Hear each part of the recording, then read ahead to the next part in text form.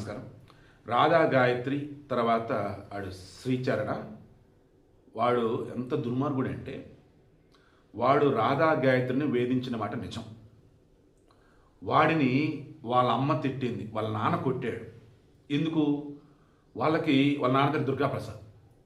ఆయన అంటున్నాడు కోడలు చనిపోయిందన్న బాధ ఉంది, కానీ ఓ మంచి ఫ్రెండ్ని మిస్ అవుతున్నటువంటి బాధ ఇంకా బాధ పెడుతుంది అన్నాడు. అంటే ఆ అమ్మాయి అసలు ఎంత బాగుందో చూడండి అత్తమామతో.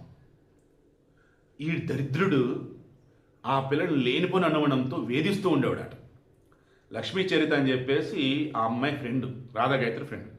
వీళ్ళు సింహాచలంలో దశదిన కర్మ అంటారు కదా, పెద్ద కర్మ, అవన్నీ చేశారు.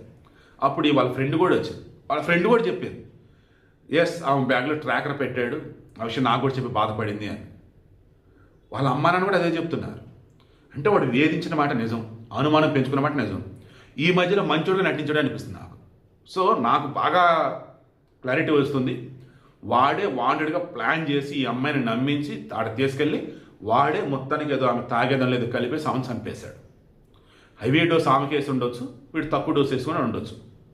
ఆ నైట్ ఒకవేళ సెక్సువల్ కలుద్దని అనుకున్నాక, లేదన్నప్పుడు ఇక కావాలని వాంటెడ్గా చేసి ఉండొచ్చు. ముస్సోరి పోలీసులు పోస్ట్మార్టం రిపోర్ట్ కోసం వెయిట్ చేస్తున్నారు. అది కనుక వస్తే వీడి పని అయిపోయినట్టు.